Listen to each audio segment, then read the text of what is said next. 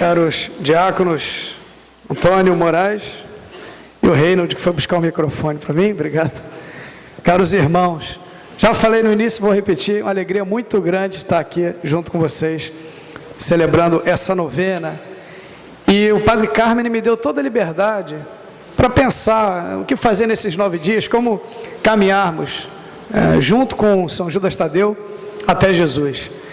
E a minha ideia, enquanto eu pensava e preparava, foi justamente fazer um caminho, o caminho que a igreja faz até chegar na plenitude, que é Jesus, e depois vai ecoar de geração em geração, todos os séculos, ou seja, todos os santos vão repetir Jesus, entre eles São Judas Tadeu, né? Imitador de Jesus, como todos os outros santos, e tem aqueles que vieram antes, então, como uma preparação. E aí, não sei se alguém, quem observou os temas da novena, a minha ideia era justamente essa, né?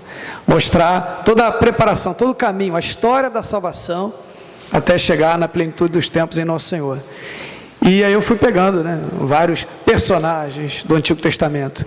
E peguei uma citação da Lumen Gentium, que é o documento Vaticano II falando sobre a igreja, que vai dizer que a igreja foi admiravelmente prefigurada pelo povo de Israel, pelos patriarcas, pelos grandes homens de antigamente, Abraão, Isaac, Jacó, depois Moisés como grande libertador, por quem chega a lei a Israel, depois Davi, o grande rei, Jesus é o filho de Davi, enfim, então todo esse caminho nós vamos tentando fazer durante esses próximos dias, E assim a gente chega em Jesus, a plenitude, e depois vai observar que os 12 apóstolos são justamente aqueles que realizam o que estava prefigurado em todos esses homens. E como São Judas Tadeu, como todos os outros 12, é imitador de Cristo, é coluna da igreja, é fundamento sobre o qual Cristo constrói a sua obra. E como ele chega até nós. Por isso a igreja é apostólica, a igreja católica apostólica romana, porque ela é fundada sobre o testemunho dos apóstolos. Nós temos fé na ressurreição de Cristo. Esse foi o anúncio dos apóstolos. Cristo ressuscitou, aquele que os homens mataram, Deus o ressuscitou dos mortos, e assim confirma que tudo que ele dizia era verdade. Nós não vimos Jesus ressuscitado, mas nós acreditamos no testemunho dos apóstolos, como São Judas Tadeu e tantos outros, que deram a própria vida em nome dessa verdade. Por isso seu testemunho é fidedigno, é digno de confiança. Então a ideia é a gente fazer esse caminho. E por isso a primeira leitura sempre vai ser de acordo com o tema, sobretudo nessa primeira semana, nos primeiros dias, sempre de acordo com o tema. E no Evangelho a gente vai ver o próprio Cristo, que é essa plenitude, e a minha ideia é tentar também, então, falar um pouco de Nosso Senhor, Claro, em cada dia. E a gente viu aqui na primeira leitura, o texto lá de Adão. Então o primeiro dia hoje é, eu coloquei lá, Adão e Abel também, como filho de Adão. São os primeiros grandes patriarcas, nós podemos dizer assim. A primeira grande aliança que Deus faz com os homens é com Adão e com Eva. Crescei e multiplicai-vos, sede fecundos e enchei a terra. Olha aí, já tem uma primeira aliança de Deus ali com os homens. Como é bonito. Adão é a matriz, Ele é a imagem de Deus. Adão foi criado à imagem de Deus. Façamos o homem a nossa imagem e semelhança. Olha aí. Adão é imagem de Deus. Deus criou o homem e a mulher. A sua imagem e semelhança os criou. Homem e mulher os criou. E aí os coloca no jardim do Éden. E diz aqui o texto, foi o texto inclusive que eu escolhi para ser o versículo, o lema de hoje. Diz aqui, o Senhor tomou o homem e colocou no jardim do Éden para o cultivar e guardar. Então é mais uma aliança que Deus faz com o homem, com a humanidade, com os filhos de Adão. E Adão é também ele uma imagem de Jesus. Adão já aponta para Jesus. Jesus, na verdade, é que é a imagem de Deus. Jesus é que é, de fato, imagem e semelhança de Deus, mais do que Adão. E se a gente fizer uma comparação entre os dois, a gente entende qual foi a obra que Jesus veio realizar e como essa obra é grande. Jesus entra na humanidade. Ele entra na nossa história como filho de Adão, nascido de mulher, nascido sujeito à lei, nascido da Virgem Maria. Ele entrou na nossa história, entrou no povo de Israel. Mas na verdade ele restaura a humanidade, que estava ferida e desfigurada desde o pecado original, lá na origem, com Adão e Eva. E a gente pode fazer essa comparação. Quem foi Adão? Quem era Adão? Então a gente diz, aquele que foi criado à imagem e semelhança de Deus, que Deus coloca no paraíso, e Deus dá tudo a ele, coloca tudo sob seus pés. Você vai dominar sobre todas as espécies, todas as criaturas. Você aqui é Senhor, você manda aqui, você domina sobre tudo. Ele colocou Adão como se fosse o seu superintendente ali, o seu primeiro-ministro, responsável ali por todo o paraíso. Você pode tudo aqui, você domina sobre tudo, mas você me obedeça, eu sou seu Deus, eu continuo sendo Deus. Então só isso aqui que você não pode fazer. Você pode comer todos os frutos, só esse aqui que não. Esse aqui é proibido, o fruto do conhecimento do bem e do mal, ou seja, dizer o que é certo e o que é errado. Deixa que eu te digo. Não esqueça que você tem um Deus que cuida de você. Esse era Adão. E como é que Adão lidou com isso, como que ele reagiu? E aí depois a gente vai comparar com Jesus e ver como se dá exatamente o contrário em Jesus. Adão foi aquele que... Está funcionando aqui? Tá, então vou sair um pouquinho aqui. Adão foi aquele que, sendo o Senhor do paraíso, ele, de alguma maneira, ele se revolta, ele não fica satisfeito. Deus deu tudo a Abraão, Deus colocou ele no paraíso, deu uma esposa ali perfeita, essa sim, osso dos meus ossos, carne da minha carne, né? Estava ali à sua direita, dominando sobre todas as criaturas, no paraíso. Que beleza a vida de Adão, né? Maravilha no paraíso. Pois bem, mas ele não ficou satisfeito. Ele queria mais, talvez, né? E aí entra em cena o demônio ali, né? Sorrateiro, igual uma cobra ali, ó. Sem fazer muito barulho, né? A cobra não faz barulho, né? Fica ali, né? Astuta, entra ali, provoca Eva, mas Adão estava do lado, diz lá o texto. Deu a Eva que comeu do fruto, deu a Adão que com ela estava, olha aí, estava junto ali, o tempo todo, os dois juntos. Então, botar a culpa em Eva, tem que botar a culpa nos dois. Os dois juntos, o tempo todo juntos ali. Pois bem, e aí ele cai na tentação, os dois caem na tentação. Eles não ficam satisfeitos. Tinham tudo, mas não ficam satisfeitos. Não, se vocês comerem, seus olhos vão se abrir. Vocês serão como deuses, não como Deus, versados no bem e no mal. Olha como o demônio subverte a verdade, como ele corrompe a verdade. Mais do que mentir, ele falseia a verdade, ele pega a verdade e distorce, é pior. É sorrateiro isso. Não, seus olhos vão se abrir, vocês serão como deuses. E aí eles desconfiam de Deus. Então, todo pecado na sua raiz, ele é uma desconfiança de Deus. Eu não quero, eu não preciso de um Deus que reine sobre mim. Eu mesmo digo o que é certo e o que é errado, o que é bem e o que é mal. Afinal de contas, eu sou adulto, eu sou uma pessoa madura, equilibrada, sensata. Eu posso dizer o que é certo e errado. Eu não preciso de um Deus que reine sobre mim, que cuide de mim. Eu mesmo cuido da minha vida. Então esse é o pensamento que está na raiz de todo o pecado. Uma falta de confiança em Deus e o orgulho também. Mas eu dizia, como o demônio é sorrateiro, ele tenta o homem e a mulher com aquilo que ele sabia que o homem e a mulher mais queriam. E que era o que ele queria também, mas ele não tinha como. Que era ser como Deus. O demônio se revolta com Deus por causa disso. Ele não queria um Deus que reinasse sobre ele. Ele não queria obedecer, por isso ele se revolta com Deus. E a mesma provocação ele faz ali para Adão e Eva. Não, vocês vão ser como deuses. Desobedeçam, não confiem em Deus, né? Ele rivaliza com vocês, ele não quer o bem de vocês, ele não os ama e assim por diante. E eles caem naquela tentação. Jesus vem mostrar para nós como é exatamente o contrário. Nós seremos sim como deuses, mas na medida em que nós obedecermos, e não na medida em que nós desobedecermos, na medida em que nós confiarmos em Deus, e não na medida em que nós desconfiarmos. Jesus vem à terra como Deus feito homem, imagem perfeita de Deus, e ele é obediente, e obediente até a morte, e morte de cruz. Meu alimento é fazer a vontade do Pai. O tempo todo a vida de Jesus foi isso, obediência ao Pai, cumprir a vontade do Pai, transmitir a nós a mensagem que o Pai lhe confiou, e depois nos enviar, como o Pai me enviou, eu vos envio. Olha, o tempo todo, justamente fazendo a vontade do Pai, e isso em nada tira a sua liberdade. Jesus o tempo todo foi obediente ao Pai, e alguém vai negar que foi o mais livre de todos os homens? Olha aí como ele mostra de fato ao homem que ele se enganava quando ele queria ser como Deus, se revoltando contra ele. No fundo, se nós formos ver, a proposta de Deus é muito semelhante à proposta de Satanás. O que Deus tem preparado para nós é muito parecido, e o que Ele nos pede também. O que o demônio fala? Olha, não, se vocês desobedecerem, se vocês não fizerem a vontade de Deus, seus olhos vão se abrir e vocês serão como deuses, versados no bem e no mal.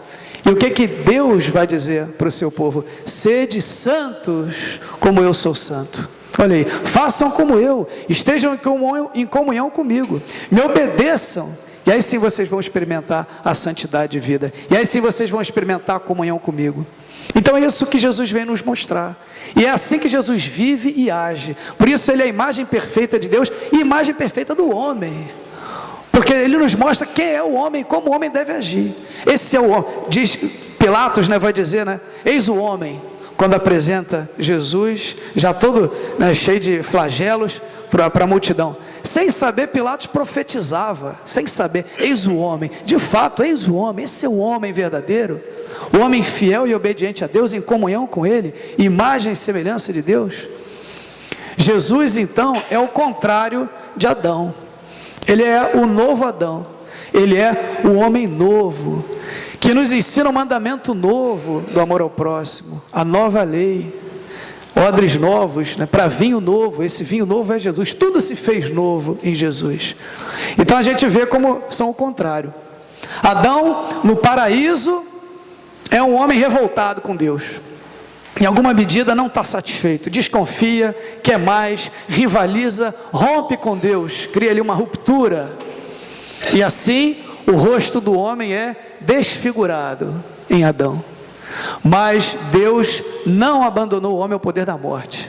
Deus fez todo um caminho, e é o caminho que a gente vai ver na história da salvação, até que na plenitude dos tempos, Ele mesmo, o próprio Deus, se faz homem, se encarna, vem até nós, e ali nesse homem, a imagem do homem e a imagem de Deus são restauradas.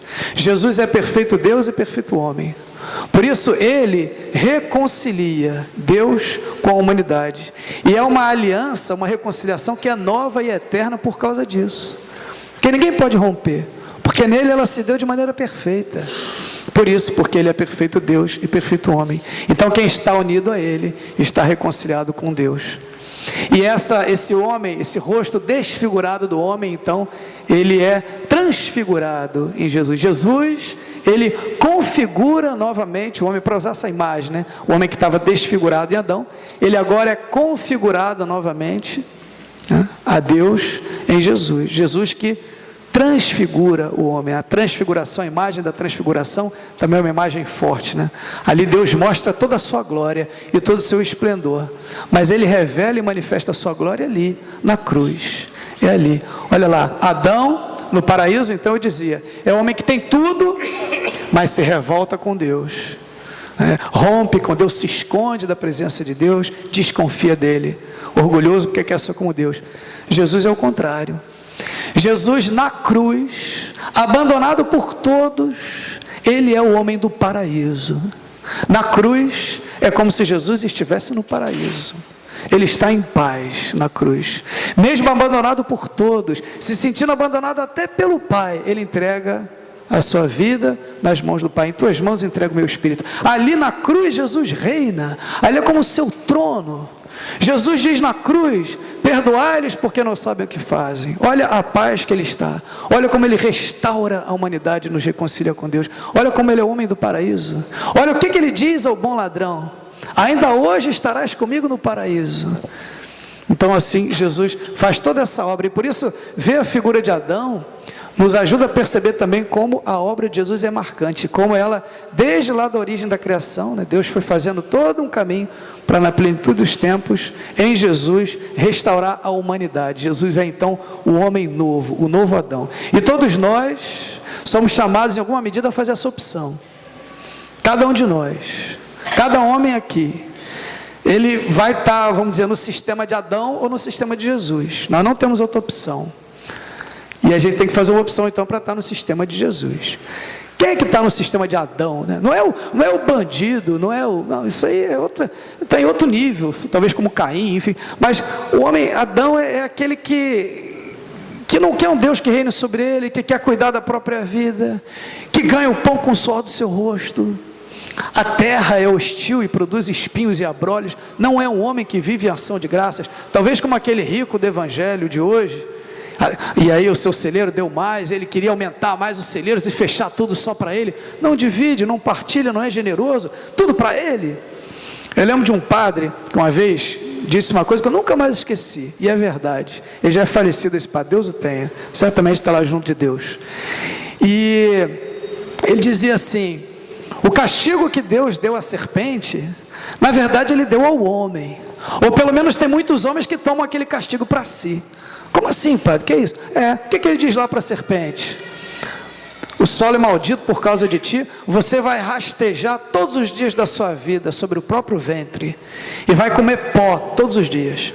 Pois é, infelizmente, meus irmãos, a verdade é que nós temos muitos homens e mulheres entre nós que assumem para si esse castigo, e consideram tudo maldição, e se arrastam na vida sobre o próprio ventre, só pensam no próprio ventre, para usar uma linguagem mais atual, só pensam no próprio umbigo, ou no próprio bolso, estão voltados para si mesmos, estão voltados para o próprio ventre, em vez de erguer a cabeça, como Jesus, e agradecer ao Pai por tudo, e viver em ação de graças. Olha aí, como Jesus restaura a humanidade, né? Então, nós não somos chamados a comer pó, comer poeira todos os dias, mas a viver em ação de graças, e agradecer a Deus por tudo que nos dá. Então, nós temos essa opção, de sermos esses homens e mulheres novos, que vivem o mandamento novo, que acolhem a boa nova do Evangelho. E aí depois de Adão, eu queria ainda dar uma palavrinha, não quero me estender muito, porque o pessoal aqui já me conhece, já sabe como é que é, eu já me estendi muito.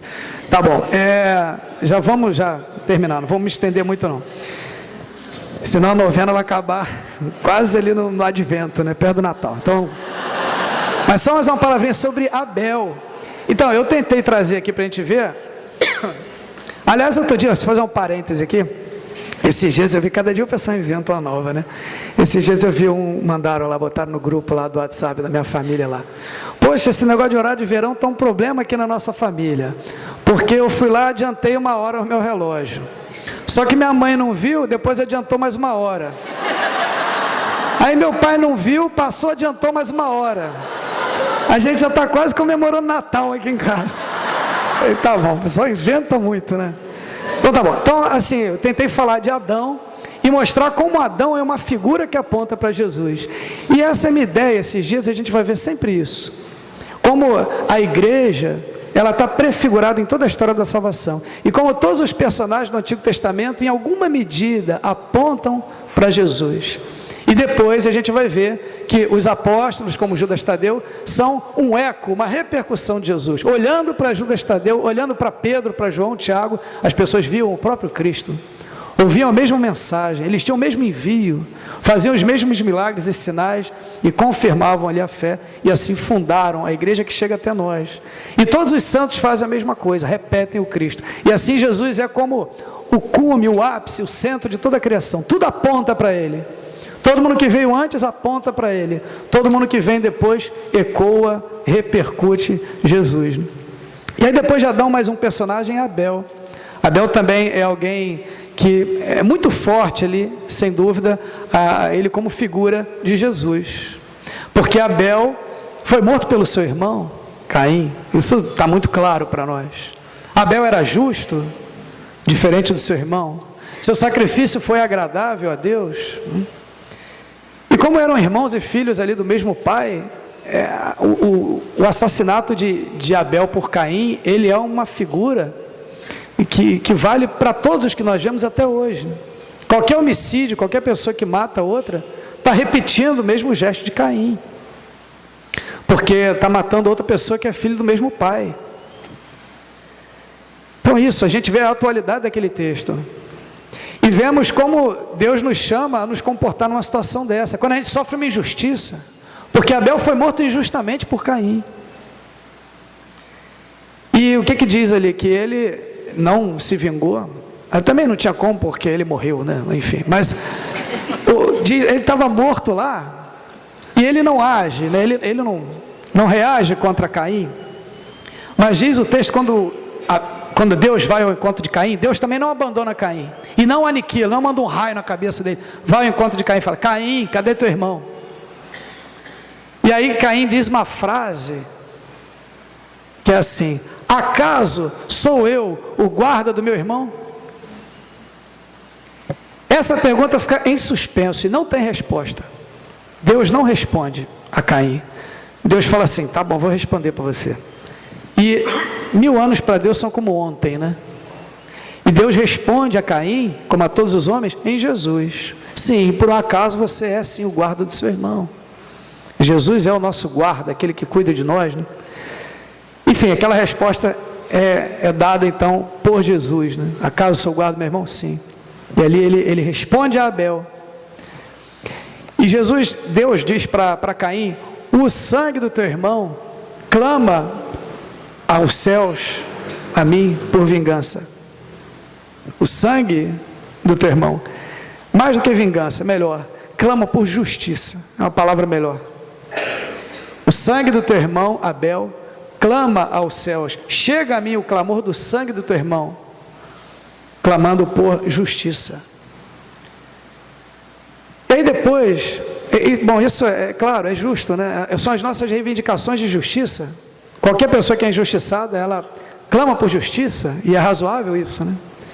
E depois, no Novo Testamento, nós vemos lá na carta aos Hebreus, fala sobre Abel, e depois vai falar sobre Jesus, sobre o sangue de Jesus, que também é derramado pelos seus irmãos, como o sangue de Abel é derramado pelo irmão. Só que vai dizer o autor da carta aos Hebreus: mas o sangue de Jesus, ele é mais eloquente que o de Abel, ou ele clama melhor, ele grita melhor do que o sangue de Abel. Por que ele grita melhor? Porque o sangue de Abel clama por justiça, e é justo que seja assim, é justo, eu quero justiça, o mal que me fizeram.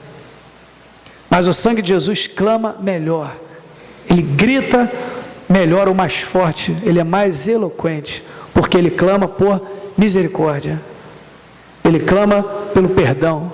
Jesus na cruz grita ao Pai pedindo perdão: perdoai-os, Senhor, porque não sabem o que fazem. Ele não só não faz o mal aos seus irmãos, mas ele intercede por eles, né? Então a gente vai ver justamente isso, como Adão, Abel, todos esses personagens, eles apontam para Jesus, mas como Jesus cumpre todas aquelas profecias, mas na verdade as supera em muito. E como todos nós devemos ir a Ele, e como São Judas Tadeu, como todos os outros santos, procurar repeti-lo na nossa vida, como esses homens novos, homens e mulheres novos, né? E é possível a nós viver o mandamento novo que Jesus nos dá, porque Ele nos dá o seu Espírito, né? Ele nos dá o seu Espírito para que nós amemos como Ele amou. Um mandamento só Ele deu, um mandamento novo. Ele fala: dou-vos o meu mandamento, um mandamento novo, um novo mandamento: amai-vos como eu vos amei. E eu queria encerrar com isso, né? O mandamento da lei, o antigo mandamento, né, ele parecia insuperável. Qual é o mandamento da lei? Ouve, Israel, o Senhor teu Deus é o único Senhor. Amarás o Senhor teu Deus de todo o teu coração, com todas as tuas forças, de toda a tua alma, e o teu próximo como a ti mesmo. Como é que você vai superar um mandamento desse? Amar a Deus de todo o coração, com todas as forças. O que pode ser mais forte que isso? Jesus supera, Ele dá um mandamento novo: amai-vos como eu vos amei. Não mais com todas as nossas forças, mas com as forças dEle. Eu vou dar a vocês o meu Espírito, para que vocês amem como eu amei. Então é o que faz Judas Tadeu, é o que faz os santos, né? Então vamos pedir a Deus também essa graça. Vamos fazendo esse caminho esses dias, né? Chegando até Jesus, vendo como isso tudo foi preparado, né? Foi prefigurado. E Jesus não caiu de paraquedas no mundo assim. Deus fez todo um plano, né? Na plenitude dos tempos enviou-nos o nosso Salvador. Tá bom. Temos preces?